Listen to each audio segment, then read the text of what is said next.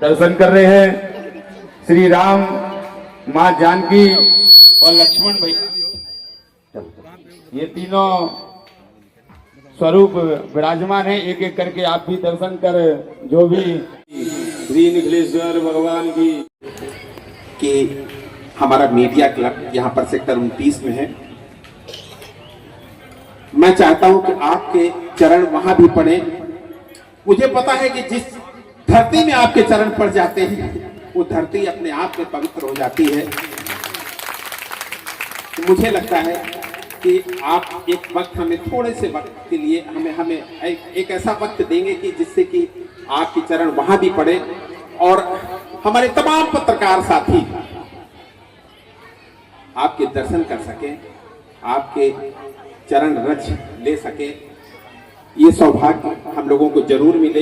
जब तक आप नोएडा में हैं, इसी दौरान आपका ये सौभाग्य जरूर मिले। और इसके लिए मैं अपने छोटे भाई देवमणि जी से भी और प्रमोद जी से भी गुजारिश करूंगा कि गुरुदेव का ये जो कार्यक्रम होगा उसका कोऑर्डिनेशन की जिम्मेदारी आप दोनों लोगों की होगी कि आपको गुरुदेव के श्री चरण हमारे मीडिया क्लब में जरूर पड़े।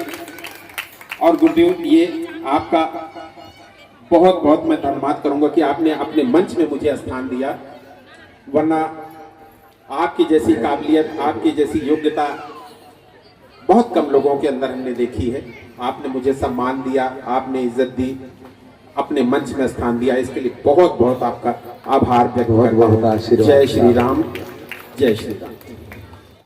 स्वीकार करने की कोशिश करते हैं और उनके आदर्शों पर चलने की कोशिश करते हैं।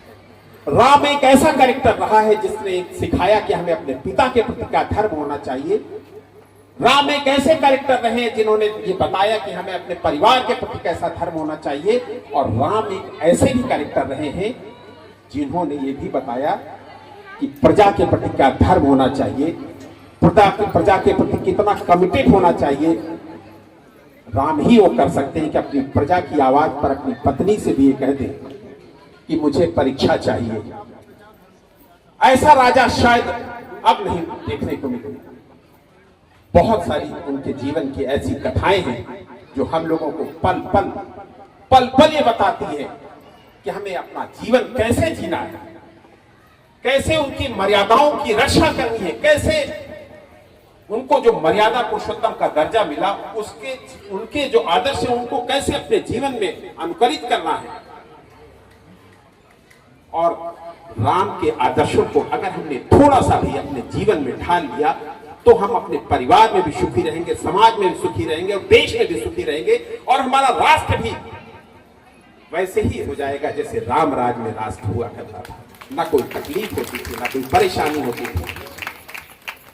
तो यही हमारी सबकी सोच होना चाहिए। कितना बढ़िया वाक्य है, धन्यवाद। तो आज हमें गुरुदेव के श्री चरणों में सबको ये शपथ लेनी चाहिए कि हम अगर राम कथा सुनकर जा रहे हैं तो उसका आचरण अपने घर में भी करें जाकर, तभी कथा सुनने का फायदा हो सकता है। और अगर हमने कथा एक कान से सुनी और घर जाते जाते उस कथा को निकाल दिया और हम फिर जाकर अपने परिवार में लड़ने लगे, जाके अपने भाई से लड़े, जाके अपने पति से लड़े, अपनी पत्नी से लड़े और अपने बेटे से लड़े, तो शायद इस कथा के श्रवण का कोई फायदा नहीं होगा। गुरुदेव आज हमें एक रास्ता बता रहे हैं, रास्ता दिखा रहे हैं कि इस राम कथा के जरिए अपना आज का भी दिन सुधारो, इस युग में जितने दिन जीवन है उसको भी सुधारो। और राम ही एक ऐसे हैं जो जाते वक्त भी याद आते हैं हम लोगों को। तो इसलिए राम कथा अगर सुनने आए हो तो ईमानदारी से सुनकर अपने घर जाना सब लोग, क्योंकि यही राम ही हमें उस दूसरी दुनिया में भी ले जाते हैं। अंतिम समय अपने पुत्र का नाम याद नहीं आता, अपने अंतिम समय अपने पति का नाम याद नहीं आता, अंतिम समय अपनी पत्नी का नाम याद नहीं आता। नाम सिर्फ एक ही याद आता है और क्या है वो सबको पता है। इसलिए राम सबके, राम इस जीवन का आधार है, इस दुनिया का आधार है। आज गुरुदेव ने जो कथा के जरिए हम सब लोगों को बताया है उसका अनुकरण करना हम सब के लिए यही धर्म है हमारा। और गुरुदेव, आप इतने दिनों से इतनी भव्य कथा कह रहे हैं कि सब पूरे नोएडा में आपकी तारीफ हो रही है। और ये तो हमारा सौभाग्य रहा कि आज आपके दर्शन मिले।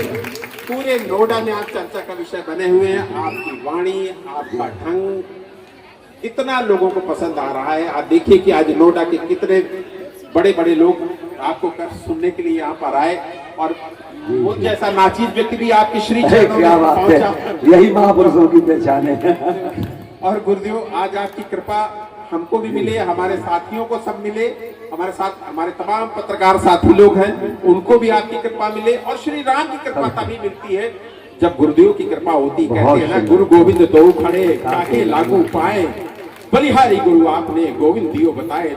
तो हमारे लिए तो आप राम से बढ़कर है, क्योंकि हमने त्रेता युग में राम को नहीं देखा है, हमने आपको देखा है। आप जो बताओगे कि राम ऐसे थे, राम के आदर्श ये थे, तो वही आदर्श अपने जीवन में हम लोग अनुकरित करेंगे।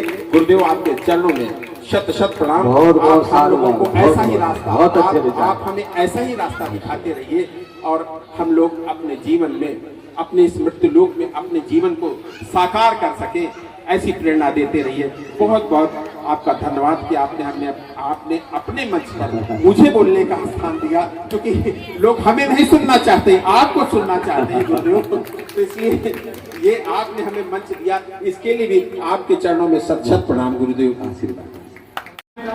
24 न्यूज और Shri Santosh Verma bullet news India और श्री संजय शुक्ला गगन मंच और Deepti Srivastava ji Hornville Delhi NCR, Hornville TV Delhi NCR Shrimati Deepti Srivastava ji, ये सभी टीम पधारी हुई है। इन सबका एक बार जोर से बोलोगे। श्यामपति रामचंद्र भगवान की जय। मैं सर्वप्रथम मैं आपके चरणों में, व्यास गति महाराज जी के चरणों में नमन करता हूँ, प्रणाम करता हूँ। आज ऐसे दिव्य कार्यक्रम में जहाँ श्री राम का चर्चा हो रही हो, ऐसे कार्यक्रम में संतोष जी ने, पूरी टीम ने यहाँ बुलाया हम दोनों भाइयों को, कार्यकर्ताओं को। मैं वाकई हृदय से आप पूरी टीम का मैं धन्यवाद करता हूँ। क्या हो, मैं नहीं मानता कि ऐसे जहाँ श्री राम का श्रवण आप कर रहे हैं, रामायण का आप श्रवण कर रहे हैं और हम वहाँ बाधा बने, ऐसे टाइम में मैं नहीं ये चाहता कि तो भाषण वाषण करने के लिए बहुत टाइम होता है, हम रात दिन यही काम करते रहते हैं। लेकिन जहाँ चर्चा ऐसी हो रही हो जिन्हें सबका कल्याण किया है, सबरी का कल्याण किया जिन्होंने, केवट का कल्याण जिन्होंने किया है, ऐसे भगवान श्री राम की चर्चा जहाँ हो रही हो और आप उसका श्रवण कर रहे हो, मैं ऐसे मौके पे सिर्फ यही भगवान से प्रार्थना करूँगा। वैसे तो महाराज श्री आपको आशीर्वाद दे ही रहे हैं, आप सब सौभाग्यशाली हैं, मैं भी सौभाग्यशाली हूँ। आलोक जी का भी मैं सामने बैठे हैं बहुत बड़े पत्रकार बैठे हैं, यहाँ के जो अध्यक्ष हैं, मैं आपको भी प्रणाम करता हूँ, आपकी टीम को भी। और आप सब लोग सौभाग्यशाली हैं सच। ये ऐसी आज की दौड़ भाग की टाइम चल रहा है कि कोई ऐसा कार्यक्रम ऐसे, और माताएं इतनी बहनें बैठी हैं, मैं तो कमाल हो गया। आप सब बहुत धन्य हैं, भाग्यशाली हैं कि महाराज जी के मुख से जो आप अभी ये कथा सुन रहे हैं और आप सब भाई लोग भी बैठे हैं और हम सब लोग बहुत भाग्यशाली हैं। और मैं इसी बात का बस एक बार निवेदन करते हैं सिर्फ भगवान के चरणों में, महाराज श्री के चरणों में, कि आपके घरों में हमेशा सुख शांति रहे, कभी दुख आपके पास ना पहुंचे, भटके नहीं, ऐसा निवेदन करते हुए भगवान के चरणों में मैं अपनी बात को खत्म करता हूँ। जय श्री राम। जय हो। साधु साधु।